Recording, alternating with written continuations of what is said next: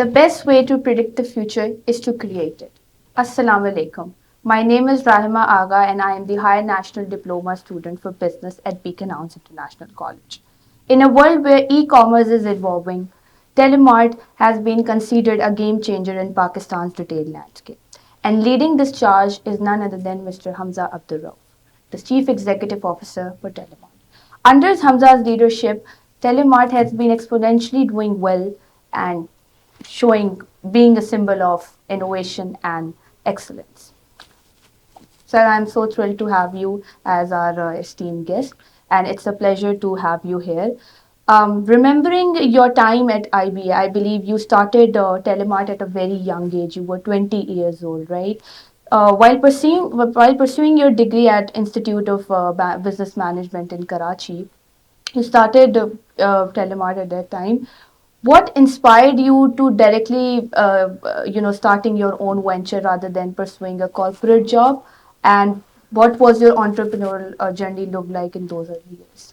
First of all, thank you for having me on this podcast today.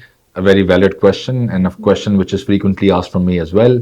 कि ऐसा क्या हुआ कि आपको यूनिवर्सिटी के सेकेंड ईयर के अंदर एक बिजनेस स्टैब्लिश करने की नीड फील हुई, जब लोग चाहते हैं कि यूनिवर्सिटी में एंजॉय करें, सोशल लाइफ बहुत ज़्यादा हो, और बिजनेस करना पाकिस्तान जैसी मार्केट में आपको पता है बहुत टफ होता है, बहुत चैलेंजिंग होता है. तो उसका आंसर ये है कि इट वॉज मोर सर्कमस्टांशियल, कि वो सर्कमस्टांसेस ऐसे थे जिसकी वजह से आप समझें एक तरीके से कि मजबूरन ये इनिशिएटिव लेना पड़ा. और ऐसा नहीं था कि मैं बहुत कोई विजनरी बच्चा था कि मैंने सोचा हुआ था पहले से कि सेकंड ईयर के अंदर जाके ही बिजनेस शुरू करना है और इस कैटेगरी में आना है. अब व्हेन आई से सर्कमस्टांशियल, उसका मतलब क्या है? उसका मतलब यह है कि मेरे फादर का एक स्टैब्लिश्ड बिजनेस था मोबाइल फोन डिस्ट्रीब्यूशन के हवाले से, और वो चल रहा था बहुत अच्छा जब मैं यूनिवर्सिटी में था. और वहां पर उनको रातों रात एक रियलिटी चेक मिलता है और वो कंपनी हाईजैक हो जाती है, वो कंपनी उनके पास से चली जाती है. तो वहां पे एक हमारे लिए एक रियलिटी चेक हमें मिला कि अच्छा, दुनिया में इस तरीके से चीजें फंक्शन करती हैं जब आप बिजनेस करते हैं या पार्टनरशिप में करते हैं. तो उस वक्त हमने कहा कि अब ये, क्योंकि उस वक्त उससे पहले मेरा एम्बिशन ये था, एवरीथिंग वाज गोइंग स्मूथ, कि चलो ठीक है यूनिवर्सिटी में 4 साल पढ़ेंगे, उसके बाद किसी एक दो अच्छी बड़ी मल्टीनेशनल कंपनीज में 1-2 साल काम करेंगे, एक्सपीरियंस गेन करेंगे और फिर फादर के बिजनेस को ज्वाइन कर लेंगे. ये जो है वो पाथ लेआउट किया हुआ था आगे के लिए. लेकिन जब ये इंसिडेंट हुआ during my first year at IBA, तो फिर हमें समझ आया कि जो मेरे फादर ने अपनी ज़िंदगी लगाकर, अपनी खून पसीने की मेहनत लगा के एक बिज़नेस को खड़ा किया, उसे एक लेवल पर लेकर गए, और अब वो बिज़नेस एक हॉस्टाइल टेक ओवर का निशाना बना या हाईजैक हुआ, तो अब this is the right time that we should step up and support him in his new initiatives, और उनको ये ना लगे कि मेरे साथ मेरे बच्चे नहीं खड़े हैं. तो उस वक्त फिर हमने सोचा कि यार, अब ये तो जो बिज़नेस था जिसके हम ख्वाब लेके बैठे थे कि वहां जाएंगे, वो तो चला गया. अब क्या किया जाए अर्जेंटली कि हमारा जो है वो एक सिलसिला चलना स्टार्ट तो हो. तो उस वक्त हमने देखा कि अच्छा, फादर का एक्सपीरियंस और एक्सपर्टीज है मोबाइल फोन डिस्ट्रीब्यूशन रिटेल में, और हमारा अपना, मेरा और मेरे भाई का कोई एक्सपीरियंस नहीं था, ना इससे पहले कहीं जॉब की थी, ना इंटर्नशिप की थी.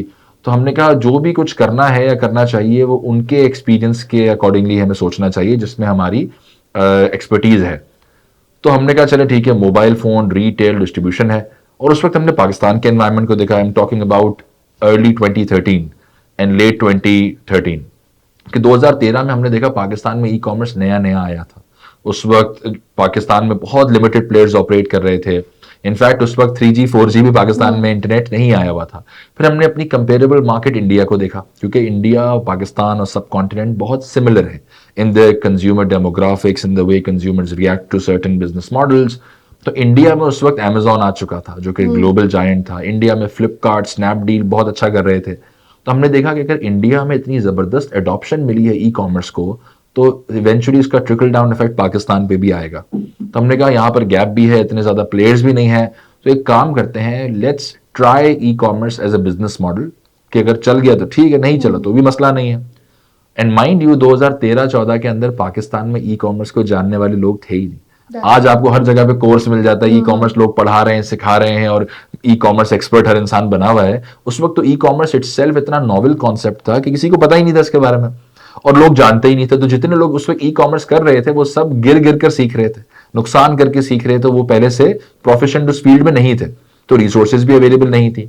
तो इसलिए हमने जो कुछ उस वक्त किया, जो कुछ सीखा, वो सब गिर के सीखा, वो सब नुकसान करके सीखा। कोई हमें सिखाने वाला, कोई हाथ पकड़ने वाला, कोई मेंटोर वाला कॉन्सेप्ट उस वक्त नहीं था। ना इतने सोशल इवेंट्स, ना इतनी कॉन्फ्रेंसेस, ना इतना लिंक्डइन के ऊपर लोगों की एक्सेसिबिलिटी, ना इंक्यूबेशन सेंटर्स, उस तरह का तो उस वक्त पॉपुलर कॉन्सेप्ट था ही नहीं।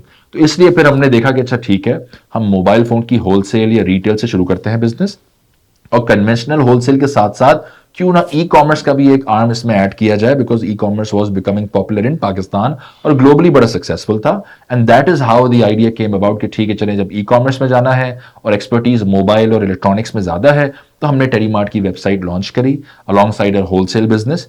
और उसमें जब वेबसाइट भी जब लॉन्च की 2014 में हमने, तो बहुत लिमिटेड कैटेगरीज से स्टार्ट की, जिसमें मोबाइल्स, टैबलेट्स और एसेसरीज थी, क्योंकि कोर कॉम्पिटेंस उसी कैटेगरी में थी।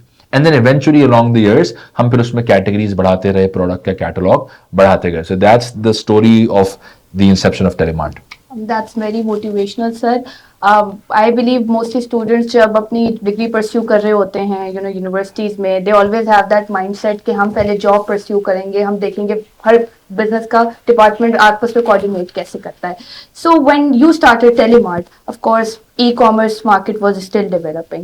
I want to know what challenges, what hurdles you faced at that time and how did you overcome that?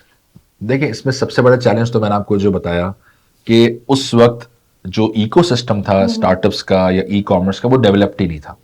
तो लोगों के लिए e commerce itself was a novel concept. So ये डिजिटल पेमेंट्स इतना ज़्यादा वाइडली पेनिट्रेटेड नहीं थी, logistics का इंफ्रास्ट्रक्चर इतना ज़्यादा डेवलप्ड नहीं था, टेक्नोलॉजी, स्मार्टफोन अडॉप्शन इतनी ज़्यादा नहीं थी। तो वहां पर कोई हाथ पकड़ के सिखाने वाला तो था ही नहीं। ठीक है, हमें जितनी गाइडेंस मिली बिजनेस के हवाले से, फंडामेंटल्स के हवाले से, फंडिंग के हवाले से, वो गाइडेंस मुझे मेरे फादर से मिली। वो उस चीज़ के अंदर हमारे बड़े, हमें एक स्ट्रॉन्ग एडवोकेट भी थे, सपोर्टर भी थे, प्रोपोनेंट भी थे। लेकिन ई कॉमर्स इटसेल्फ जो कॉन्सेप्ट है, उसके लिए कोई हमारे पास सपोर्टिंग फोर्स नहीं थी। तो हम जो कुछ भी सीख रहे थे, वो गिर के सीख रहे थे, करके सीख रहे थे, जो कि which is not always the ideal way of learning things. तो आप इसकी मिसाल इस तरह समझें कि हम कोरियर कंपनी से किस तरह रेट नेगोशिएट करें, कॉन्ट्रैक्ट्स क्या बनाएं, अपनी वेबसाइट की टेक्नोलॉजी जब डेवलप कर रहे हैं तो किस प्लेटफॉर्म पर टेक्नोलॉजी बनानी चाहिए, उसमें क्या डाउन साइड है, क्या इंसेंटिव्स हैं, डिजिटल पेमेंट्स जब गेटवेज को आप अपनी वेबसाइट पर इंटीग्रेट करेंगे तो उसमें किन चीज़ों का ध्यान रखना है, सप्लायर्स के साथ जब चीज़ें नेगोशिएट करनी है मार्केट प्लेस के अंदर, तो क्या चीज़ें करनी है, क्या नहीं करनी है। तो वो सब चीज़ें हमें पता ही नहीं थी। There was no blueprint that was available to us which could save us millions in losses that we incurred due to that inexperience that we had. तो एक तो सबसे बड़ा चैलेंज उस वक्त ये था कि इंडस्ट्री नहीं थी, कोई सिखाने वाला, समझाने वाला, गाइड करने वाला नहीं था। इसकी वजह से बहुत ज्यादा गलतियां की। लेकिन इन हाइंडसाइट उसका एक बेनिफिट होता है कि जब भी किसी इंडस्ट्री में आप अर्ली मूवर होते हैं, अर्ली अडॉप्टर होते हैं, आप कहते हैं ना फर्स्ट मूवर एडवांटेज, तो उसका एडवांटेज यही होता है कि चलो आप जल्दी कैटेगरी में जा रहे हैं तो आपके चैलेंजेस भी ज्यादा होंगे, लेकिन फिर आपको उसका बेनिफिट भी मिलेगा इन द लॉन्गर रन, क्योंकि आपने उस वक्त उस इंडस्ट्री में कदम रखा जब कोई और नहीं था। You were acting as a monopoly. बिल्कुल, तो आपने उस वक्त सीखा भी, समझा भी और एक्सपीरियंस करके हर चीज सीखी, तो उसका एक बेनिफिट भी है, लेकिन साथ में चैलेंज भी होता है। दूसरा हमारे लिए चैलेंज यही था कि पाकिस्तान में जो ओवरऑल इकोसिस्टम है ना, उस वक्त भी वो बहुत ज्यादा वीक था। तो चाहे वो कोरियर सर्विसेज हो, चाहे वो डिजिटल पेमेंट्स हो, आपको इनफैक्ट जान के आज भी ये ताज्जुब होगा कि even after all the development that have happened in the past, Pakistan में आज भी about 40 to 45% of your population does not have a smartphone, which is a basic pre requisite for e commerce companies. तो जितने भी digital businesses हैं, चाहे वो ride hailing apps हैं, फूड डिलीवरी एप्स हैं, ई कॉमर्स प्लेटफॉर्म्स हैं, या मोबाइल बैंकिंग का सिस्टम है, वो सब चलता है स्मार्टफोन के ऊपर। तो अगर स्मार्टफोन अडॉप्शन ही पाकिस्तान में आज 45% है, तो हम कितना पीछे हैं दुनिया से। और अगर हम यूएई को देखते हैं, जो कि ऑब्वियसली हमारा एक तरीके से इनडायरेक्ट नेबर है, इसी रीजन में है, यूएई के अंदर smartphone penetration rate is 98%. So 98% of the population of UAE has access to a smartphone versus Pakistan जहां पे ऑलमोस्ट 40-45% लोगों के पास नहीं है। तो वो भी एक चैलेंज है जो उस वक्त ज्यादा था, आज भी है। और ये सारे फैक्टर्स अगर इंप्रूव होंगे तो ही ई कॉमर्स की ग्रोथ इंश्योर हो सकती है। E commerce can not grow in isolation unless and until जितने भी इको सिस्टम के प्लेयर्स हैं, स्टेक होल्डर्स हैं, वो सब भी उसी तरीके से ग्रो कर रहे हैं और फैसिलिटेट कर रहे हो category. That's very inspirational. I want to know कि आप अभी स्टूडेंट्स को जो whether they are entering into a corporate world or having their own startup, what specific skill or mindset they should develop to easily overcome all the challenges they're going to face? देखिए सबसे important जो mind set है जो सबको develop करना चाहिए वो है their openness to learn and change. वो सबसे इम्पोर्टेंट है, क्योंकि जहां पे आपने ये समझ लिया कि मुझे सब पता है, मुझे सब आता है और मुझे कुछ और नया सीखने की जरूरत नहीं है, और मैं अपने एटीट्यूड को लेकर रिजिड हूं, मैं फ्लेक्सिबल नहीं हूं, मैं चेंज नहीं हो सकता, मैं अडॉप्ट नहीं कर सकता चीजों को, तो फिर वहां पे you set your self up for failure if you have a mentality like that. And specially in a world like today जहां पे बहुत तेजी से चीजें चेंज हो रही हैं, तो वहां पर ये दो ट्रेड्स आपको बहुत ज्यादा काम आते हैं कि आप कॉन्स्टेंटली कुछ ना कुछ सीखने की जो है वो जिद्दोजहद में लगे रहें, कुछ ना कुछ नया सीखते रहें, समझते रहें, और दूसरा अपने अंदर ये फ्लेक्सिबिलिटी लेकर आए कि आप चीज़ों को देखकर चेंज कर सकें, उनको अडॉप्ट कर सकें बेटर तरीके से। तो ये स्किल सेट है जो बहुत ज़्यादा हैविली रिक्वायर्ड है आज के दौर के अंदर। Sir, entrepreneurship often looks glamorous from the outside, but the risk taker, the entrepreneur, knows what challenges and what hurdles he faces every day. So, I want to know, how do you handle stress, failure, and decision making powers? बिल्कुल देखें, stress is something which is a part and parcel of doing business anywhere in the world, irrespective Pakistan हो या कहीं और हो। और challenges भी आएंगे, आप किसी भी तरह के बिजनेस को चलाते हैं, इस्टेब्लिश करते हैं, तो वहाँ पे चैलेंजेस तो हमेशा रहेंगे। अब उसको ओवरकम करने का तरीका ये है कि ये हर इंडिविजुअल खुद तय करता है कि उसको ओवरकम कैसे करेगा, और सबके लिए वो डिफरेंटली वर्क करता है। मेरे लिए वो इस तरह वर्क करता है कि what are the things that I look for in terms of my happiness, कि मैं अपनी खुशी कहाँ ढूंढता हूँ। तो अगर मैंने बहुत ज़्यादा हाई एक्सपेक्टेशंस रखी हैं अपनी हैप्पीनेस की, तो मेरे लिए बड़ा मुश्किल होगा स्ट्रेस को बैलेंस आउट करना। लेकिन I usually tend to find my source of happiness from the smaller successes that I have along the way. तो अगर कोई अच्छी चीज़ बिजनेस में आज 10 चीज़ें खराब हुई हैं या चैलेंजेस आए हैं, तो अगर कोई एक या दो चीज़ें अच्छी हुई हैं ना, तो उससे मैं अपनी सोर्स ऑफ हैप्पीनेस ड्राइव करता हूँ, जो मुझे हेल्प करता है in balancing out the stress and challenges that come along the way.